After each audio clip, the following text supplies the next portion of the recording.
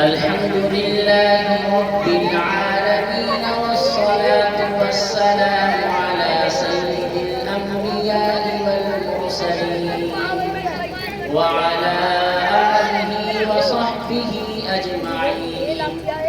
أما بعد فأعوذ بالله من الشيطان الرجيم. بسم الله الرحمن الرحيم. إن الدين عند الله الإسلام. وقال ومن يبتغ غير الإسلام دينا فلن يقبل منه وهو في الآخرة من الخاسرين. صدق الله العظيم. وقال النبي صلى الله عليه وسلم بني الإسلام على 5: شهادة أن لا إله إلا الله وأن محمدا رسول الله وإقام الصلاة وإيتاء الزكاة والحج وصوم رمضان، أو كما قال عليه الصلاة والسلام. بظاہر تو یہ دنیا خوبصورت ہے، سہانی ہے، بقا اس کو نہیں حاصل، یہ دنیا دار فانی ہے. کبھی اترا کے چلتا ہے، کبھی بل کھا کے چلتا ہے، کبھی بل کھا کے چلتا ہے، کبھی اترا کے چلتا ہے، کبھی اترا کے چلتا ہے، کبھی بل کھا کے چلتا ہے. جس پر ناز کرتا ہے یہ دو روزہ جوانی ہے. بظاہر تو یہ دنیا خوبصورت ہے، سہانی ہے.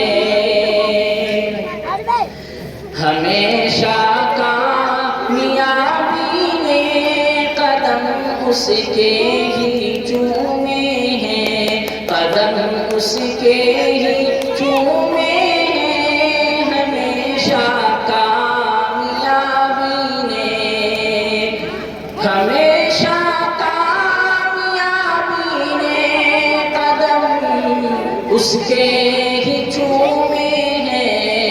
محمد مصطفیٰ کی بات جس انسان والی ہے، صلی اللہ علیہ وسلم. وہی اللہ کے محبوب کا محبوب ہے محسن. وہی اللہ کے محبوب کا محبوب ہے محسن. کہ جس مومن کی پیشانی پہ سجدوں کی نشانی ہے، کہ جس مومن کی پیشانی پہ سجدوں کی نشانی ہے. بظاہر تو یہ دنیا خوبصورت ہے، سہانی ہے. بقا اس کو نہیں حاصل، یہ دنیا دار فانی ہے. اسٹیج پر تشریف فرما علماء کرام، سامعین محترم، بزرگوں، بھائیوں، نوجوانوں اور پیارے بچوں، میں اپنی بات شروع کرنے سے پہلے سامنے بیٹھے ہوئے ننھے منھے بچوں سے درخواست کروں گا کہ وہ تھوڑی دیر کے لیے خاموش ہو جائیں. تھوڑی دیر کے لیے خاموش ہو جائے، پھر اس کے بعد ابھی بات کرنا ہے.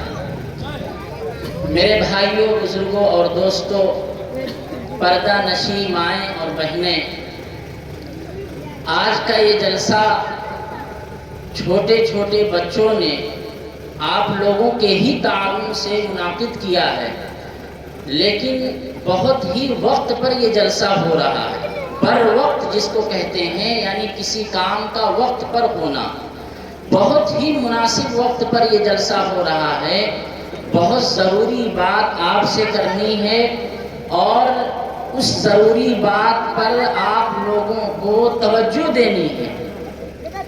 پورے ملک کے اندر ہمارے جو بڑے بڑے علماء ہیں، جو مسلمانوں کے قائدین ہیں، جو مسلمانوں کو وقت پر رہنمائی کرتے ہیں، سارے بڑے بڑے علماء اس وقت بہت پریشان ہیں، بڑے فکر مند ہیں۔ جس بات کو لے کر وہ فکر مند ہیں، وہی بات آپ کے سامنے کرنی ہے۔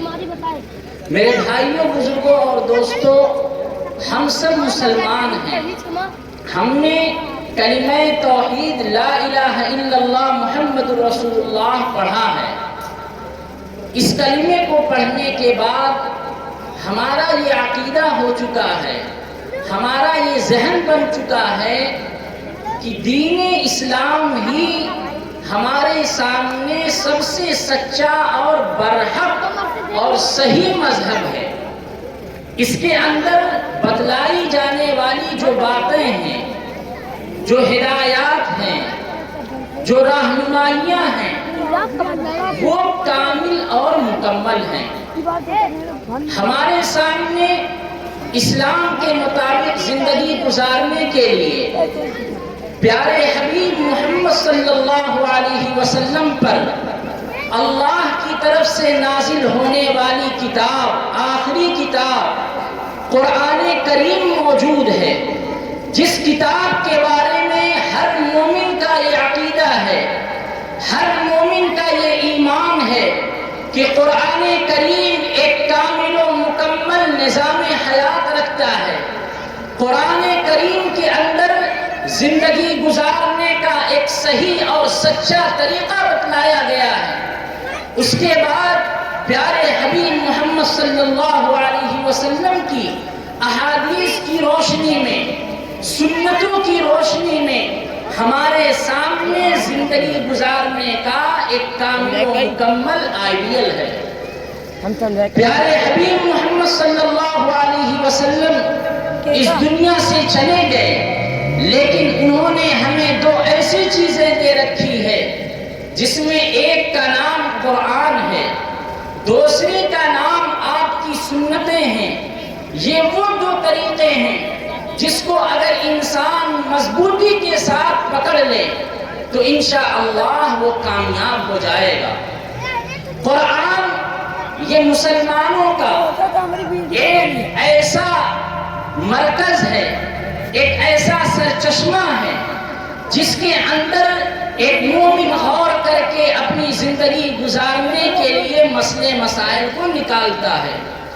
احادیث اور سنت ایک وہ مرکز اور سرچشمہ ہے جس کے اندر انسان مسلمان اپنی زندگی گزارنے کے لیے غور فکر کرتا ہے، اس سے مسائل نکالتا ہے۔ انہی دونوں چیزوں سے غور و فکر کرنے کے بعد مسئلہ نکالنے کا ایک تیسرا طریقہ ہے، جس کو اسلام کی زبان میں اجماع کہا جاتا ہے۔ اسی طرح ایک اور طریقہ ہے قرآن میں اور حدیث میں غور کر کے زندگی گزارنے کا، اسی کو اسلام کی زبان میں قیاس کہا جاتا ہے۔ اسلام کا یہ وہ تو سرچشمہ قرآن اور حدیث ہے جس سے ایک مومن زندگی گزارنے کے لیے وقت وقت پر مسائل کو نکالتا ہے، مسائل کو سمجھتا ہے، زندگی گزارنے کے طور طریقے کو اپناتا ہے۔ اللہ رب العزت کا یہ بے بہا اور جس کا ہم شکر ادا کر بھی نہیں سکتے، اتنا بڑا احسان ہے کہ اس نے ہمیں زندگی گزارنے کے لیے کامل و مکمل نظام حیات دیا ہے۔ ایک ایمان والا اپنے ایمان کو اسی وقت مضبوط رکھ سکتا ہے جبکہ وہ قرآن پر کامل و مکمل ایمان رکھتا ہو۔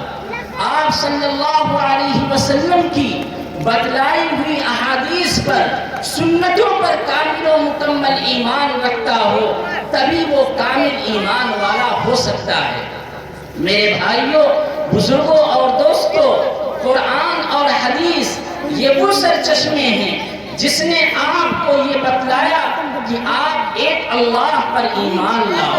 قرآن اور حدیث یہی وہ سرچشمے ہیں جس نے آپ کو پیدائش سے لے کر موت تک زندگی گزارنے کا پورا طریقہ دے دیا ہے۔ اب آپ کو کسی بھی طور طریقے کی ضرورت باقی نہیں رہی ہے۔ اگر ایمان والا ایمان رکھتا ہو اور زندگی گزارنے کے لیے قرآن اور حدیث کے علاوہ کسی تیسرے راستے کی طرف غور کرتا ہے جو انسانوں کا بنایا ہوا قانون ہے، تو پھر اس کے ایمان میں ہمیں شک ہے۔ اللہ رب العزت یہ قانون بناتے ہیں، یہ انسانوں کو، مسلمانوں کو زندگی گزارنے کے لیے ایک طریقہ دے دیے ہیں، بس اسی طریقے میں اس ایمان والے، اس اسلام والے کی کامیابی چھپی ہوئی ہے۔ میرے بھائی، آئے دن ہر وقت کچھ ایسے لوگ ہیں جو آپ کو قرآن پر اور اس کی تعلیمات پر، آپ صلی اللہ علیہ وسلم کی احادیث پر اور آپ کی بتلائی ہوئی تعلیمات پر دور کرنے کے لیے، آپ کو اس سے متنفر کرنے کے لیے طرح طرح کے شوشے چھوڑتے رہتے ہیں۔ لیکن یاد رکھیے، آپ کو اپنے قرآن پر اور آپ صلی اللہ علیہ وسلم کی جو احادیث ہیں، جو سنتیں ہیں، ان کو مضبوطی سے پکڑے رہنا ہے۔ لاکھ آندھیاں چلیں، طوفان آئے، رکاوٹیں آئیں، لیکن آپ ان چیزوں سے سودا نہیں کر سکتے۔ اگر آپ نے قرآن اور حدیث کے کسی حکم سے ذرہ برابر غفلت برتی یا اس سے نرمی برتی یا اس کا سودا کرنا چاہا تو آپ کے ایمان میں بھی شک ہو جائے گا۔ اس لیے کہ ایمان نام ہے۔ پیارے حبیب محمد صلی اللہ علیہ وسلم جو کچھ طریقہ لے کر آئے ہیں، ان سارے طریقوں کی تصدیق کرنا، ان پر یقین رکھنا، ان کو سچ اور برحق جاننا، اسی کا نام ایمان ہے۔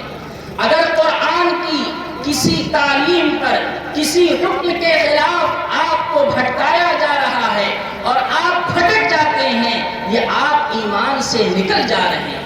اگر پیارے حبیب محمد صلی اللہ علیہ وسلم کی جو تعلیم ہے، آپ کی جانب سے جو حکم، جو ہمیں طریقہ بتلایا گیا ہے، اگر اس طریقے کے خلاف میرا قدم ایک بارش بھی بھٹکا، میں ایمان سے نکل جاؤں گا۔ اس لیے سب سے پہلا جو ہمارا فریضہ ہے، سب سے پہلی جو ہماری ذمہ داری ہے، ہمیں قرآن پر، اس کے احکام پر کامل و مکمل ایمان رکھنا ہے۔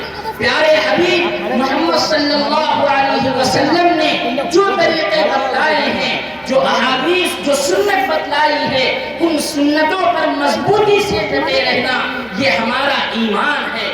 ان دونوں چیزوں سے کبھی بھی ہمیں سودا نہیں کرنا ہے، اور انہی چیزوں سے جو مسئلے مسائل نکالے گئے ہیں، جو احکام طے کیے گئے ہیں، جن کو ہماری زبان میں فقہ کہا جاتا ہے، اور اس فقہ کو اپنی زندگی میں مضبوطی سے پکڑے رہنا، اس سے کسی بھی طرح سے سودا نہ کرنا، یہ ایک ایمان والے کی علامت ہے۔ تو خلاصہ یہ نکلا کہ ہمارے سامنے اسلام کے مطابق زندگی گزارنے کے جو طریقے ہیں، وہ اصل دو طریقے ہیں، ایک قرآن اور ایک حدیث۔ ایک آپ صلی اللہ علیہ وسلم کی احادیث ہیں، جو آپ کی سنتیں ہیں، یہ دوسرا طریقہ ہے۔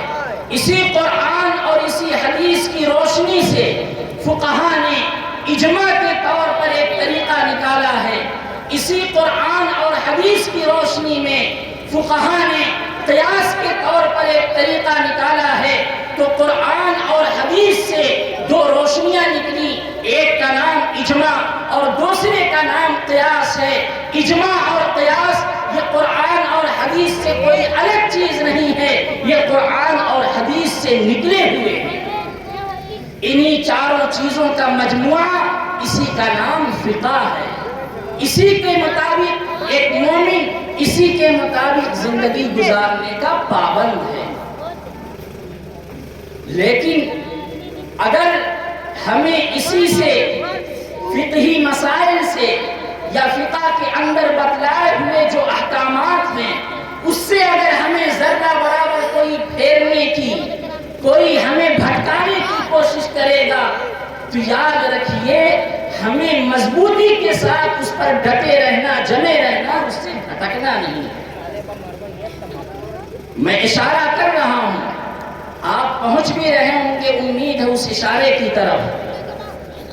آج مسلمانوں کو جس طرح سے گھبراہٹ میں مبتلا کیا جا رہا ہے، جس طرح سے ان کو ڈرایا جا رہا ہے، کچھ لوگ ہیں جو اپنا سیاسی فائدہ حاصل کرنے کے لیے، اپنا راجنیتک فائدہ حاصل کرنے کے لیے قدم قدم پر مسلمانوں کو اور اسلام کو مہرہ بناتے ہیں، آئینہ بناتے ہیں۔ انہی لوگوں کی کوششوں کو، انہی لوگوں کے بھڑکائے ہوئے اس ماحول کو میں سمجھانا چاہتا ہوں۔ آپ کا یہ ملک ایک دستوری ملک ہے۔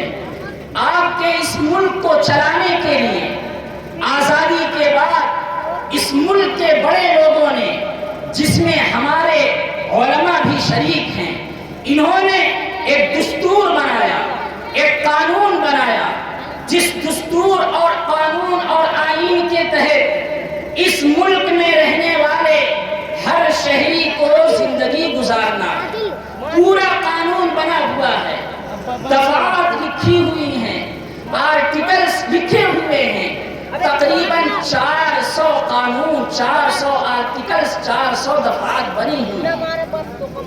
اسی کے مطابق یہ ملک چل رہا ہے، اور جب تک یہ ملک اسی قانون کے مطابق چلتا رہے گا، اسی دستور کے مطابق چلتا رہے گا، یہ ملک پھلتا پھولتا رہے گا۔ اگر اس کے قانون اور دستور کے ساتھ کھلواڑ کیا گیا تو یہ ملک نہیں رہے گا، یہ ملک تباہ ہو جائے گا، اس کا امن، اس کا سکون، اس کا چین ختم ہو جائے گا۔ اس ملک کا جو قانون ہے اس کے اندر کئی دفعات ہیں، غور کیجئے گا۔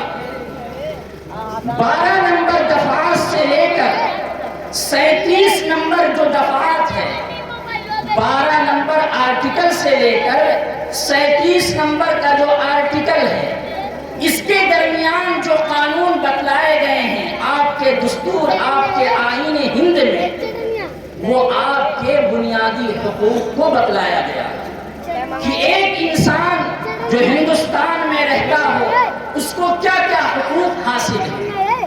انہی دفعات میں سے 25 اور 26 نمبر کی جو دفعہ ہے، جو قانون ہے، جو آرٹیکلز ہے، وہ یہ کہتا ہے کہ اس ملک میں رہنے والا ہر شہری آزادی کے ساتھ اپنے مذہب، اپنے مسلک، اپنے نظریے کے مطابق زندگی گزارے گا، اس کو کسی بھی طرح کی روک ٹوک، کسی بھی طرح کی پابندی نہیں کی جائے گی۔ یہ آپ کا قانون آپ سے کہتا ہے۔ یاد رکھیے گا، دفعہ 25 اور دفعہ 26 یہ آپ کو یہ حق دیتی ہے کہ آپ اس ملک ہندوستان کے کسی بھی کونے میں رہیے، چاہے کشمیر میں رہیں، چاہے کنیا کماری میں رہیں، چاہے یو پی میں رہیں، چاہے بہار میں رہیں، کہیں بھی رہیں، آپ اگر اس ملک کی سرزمین پر رہتے ہیں اپنی مذہبی آزادی کے ساتھ آپ جئیں گے، آپ کو کوئی روک ٹوک نہیں کر سکتا۔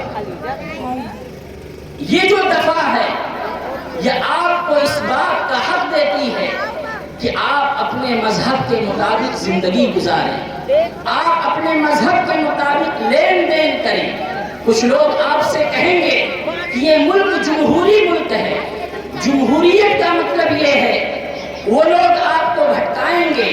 جمہوریت کا مطلب یہ ہے کہ اس ملک میں جو لوگ رہتے ہیں وہ صرف ایک جیسے قانون کے مطابق زندگی گزاریں گے، نہیں، یہ دھوکہ دے رہے ہیں۔ جمہوریت اور سیکولرزم کا مطلب یہ بالکل نہیں ہے۔ جمہوریت کا مطلب یہ ہے کہ اس ملک میں رہنے والا ہر شخص، چاہے مسلمان ہو، چاہے غیر مسلم ہو، چاہے سکھ ہو، چاہے عیسائی ہو، چاہے کسی بھی دھرم اور مذہب کا ماننے والا ہو، جمہوریت کا مطلب یہ ہے کہ وہ آزادی کے ساتھ زندگی گزار سکتا ہے، وہ آزادی کے ساتھ اپنے مذہب پر عمل کرے گا، وہ آزادی کے ساتھ کسی بھی جگہ تجارت کر سکتا ہے، وہ آزادی کے ساتھ کہیں بھی سفر کر سکتا ہے، کوئی روک ٹوک نہیں ہے۔ میرے بھائی، قانون دو طرح کے ہیں۔ ایک قانون وہ ہے، غور کیجئے گا، ایک قانون وہ ہے جس کا تعلق چوری سے،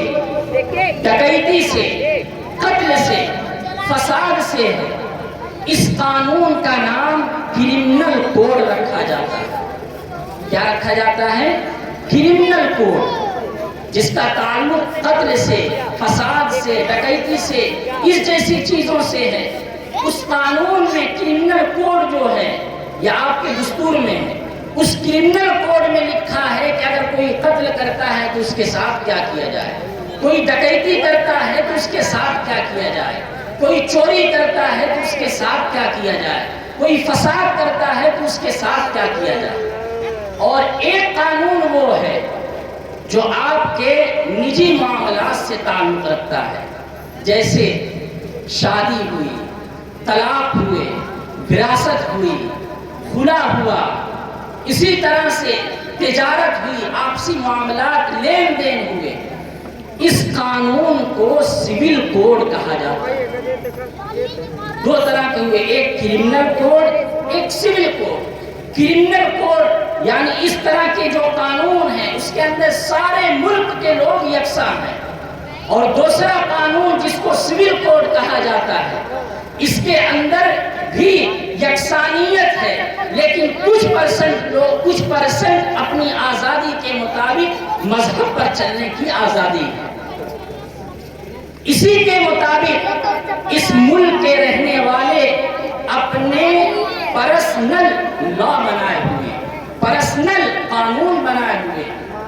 ہندوؤں کو اپنی نجی زندگی گزارنے کے لیے کیسے نکاح کرنا، کیسے طلاق دینی، کیسے وراثت کو تقسیم کرنا، اس طرح کے جو معاملات، ان کے اپنے الگ قانون، مذہبی قانون بنے ہوئے ہیں۔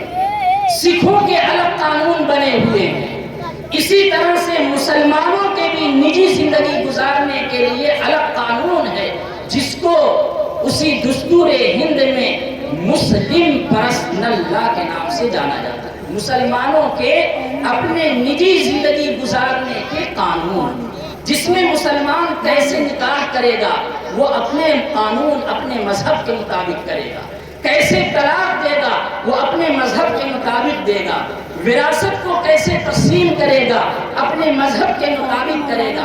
اس طرح سے بہت ساری ایسی چیزیں ہیں جس کے لیے مسلمانوں کا اپنا پرسنل نجی قانون ہے، جس کو مسلم پرسنل لا کہا جاتا ہے۔ یہ وہ قانون ہے جو قرآن سے نکلا ہے، یہ وہ قانون ہے جو حدیث سے نکلا ہے۔ اور میرے بھائیوں، بزرگوں اور دوستوں، یہی وہ قانون ہے جس کو مسلم پرسنل لا کو میں کہہ رہا ہوں۔ نکاح ہے، طلاق ہے، وراثت ہے، ہبہ ہے، اور اس جیسے کچھ قانون ہیں جس کو کچھ لوگ، جن کی سوچ میں غلط چیز ہے، وہ آپ کے اس نجی مذہبی قانون پر حملہ کرنا چاہتے ہیں۔ اگر وہ لوگ آپ کے اس نجی قانون پر حملہ کر دیتے ہیں تو یاد رکھیے گویا کہ آپ کے مذہبی قانون کے اندر دخل اندازی ہوگی۔ مسلمان سب کچھ برداشت کر سکتا ہے، لیکن اپنے مسلم پرسنل لا میں مذہبی قانون کے اندر مداخلت کبھی بھی برداشت نہیں کر سکتا۔ اس لیے میرے بھائی، آپ کو میں اشارے کنائے میں کئی باتیں بتلا دیا ہوں۔ موٹی سی بات یہ ہے کہ آپ کا جو مسلم پرسنل لا ہے، جو مذہبی نجی قانون ہے آپ کا، اس کے اندر حملہ کرنے کی، مداخلت کرنے کی کوشش چل رہی ہے۔ اس کے لیے ہمارے بڑے جو قائد ہیں پیشوا ہیں، جو ہمیں زندگی گزارنے کے لیے اس ملک میں ہمیشہ رہنمائی کرتے ہیں، ان لوگوں کی یہ فکر ہے کہ مسلمانوں کو مسلم پرسن اللہ کے اعتبار سے بیدار کیا جائے اور ان کے ذہن و دماغ میں یہ یقین اور یہ چیز بٹھا دی جائے کہ مسلم پرسن اللہ کے اندر مداخلت یا آپ کے مذہبی زندگی کے اندر مداخلت ہوگی، اور اگر کوئی شخص مسلم پرسن اللہ کی مداخلت سے راضی ہے تو پھر اس کے ایمان کا بھی خطرہ۔ قرآن کا یہ حکم ہے کہ ایک مسلمان 4 شادی کر سکتا ہے، قرآن کا یہ حکم ہے کہ طلاق دینے کا حق صرف مردوں کو ہے، لیکن اگر آپ کو کوئی پابند بنائے کہ آپ 4 نکاح نہیں کر سکتے تو گویا کہ آپ کے قرآنی تعلیم کے اندر مداخلت کر رہا ہے۔ اگر وہ یہ کہہ رہا ہے کہ مرد عورت کو طلاق نہیں دے سکتا، طلاق دینے کا اختیار عدالت کو ہے، کورٹ میں جاؤ طلاق عدالت دلوائے گی، یہ آپ کے مذہبی معاملات میں مداخلت کرنا، یہ موٹی سی تو چیزیں میں آپ کو بتلا رہا ہوں۔ اس لیے آپ اپنے آپ کو بیدار کیجئے۔ یہ قانون جس کو حکومت اور لوگ یونیفارم سول کوڈ کے نام سے کہتے ہیں، چھوٹے سے لفظ میں آج کل دیکھتے ہوں گے موبائلوں میں چل رہا ہے UCC، uniform civil code, uniform civil code, اسی کے نام سے ایک قانون بنانے کی تیاری چل رہی ہے۔ یہ قانون در حقیقت مسلمانوں کے اور سارے لوگوں پر، جتنے بھی ہندوستان کے رہنے والے ہیں سارے لوگوں پر اثر ڈالے گا، لیکن مسلمانوں کو اپنے اس ملک سے ایک سچا پیار ہے، ایک سچی محبت ہے۔ اس قانون کے بن جانے سے آپ کے دستور کے دفعہ 25 اور 26 پر بھی حملہ ہوگا، اس لیے مسلمان اس دستور کے کسی بھی آئین، کسی بھی قانون پر حملے کو کبھی بھی برداشت نہیں کر سکتا۔ اس لیے مسلم پرسنل لا بورڈ کی طرف سے، لا کمیشن کی طرف سے مسلمانوں سے ایک رائے مانگی گئی ہے کہ آپ یونیفارم سول کوڈ جو قانون ہے، اس قانون سے آپ راضی ہیں یا آپ کو اعتراض ہے، آپ اپنی رائے لا کمیشن کی ویب سائٹ پر درج کیجئے۔ مسلم پرسنل لا کی طرف سے باقاعدہ مہم کے تحت اس لنک کو عام کیا جا رہا ہے۔ ہر فرد کی یہ ذمہ داری ہے کہ اس لنک کو حاصل کرے، کہیں نہ کہیں ضرور مل جائے گی۔ اس لنک کو حاصل کرنے کے بعد وہاں پر جائے، وہاں پر اپنا نام لکھے، ای میل ID ہو وہ درج کرے اور اس کو سبمٹ کرے، اور اس کے اندر اس چیز کو درج کرے کہ ہمیں یونیفارم سول کوڈ کسی بھی حال میں منظور نہیں، کسی بھی حال میں ہم اس کو برداشت نہیں کر سکتے۔ لا کمیشن کی ویب سائٹ پر اپنی رائے کو درج کروائیے، خود اس عمل کا حصہ بنیے، اور دوستوں کو، اپنے جاننے پہچاننے والوں کو بھی اس چیز میں آمادہ کیجئے، اس چیز میں شامل کیجئے، اور ہر شخص یہ ایمان رکھے کہ اللہ کے یہاں سب سے محبوب اور سب سے پسندیدہ مذہب وہ اسلام ہے۔ ہمیں ہر حال میں اسلام پر جینا ہے، اسلام کے ایک ایک حکم کے مطابق زندگی گزارنی ہے۔ اللہ تعالی عمل کی توفیق عطا فرمائے۔ آمین وآخر دعوانا الحمدللہ۔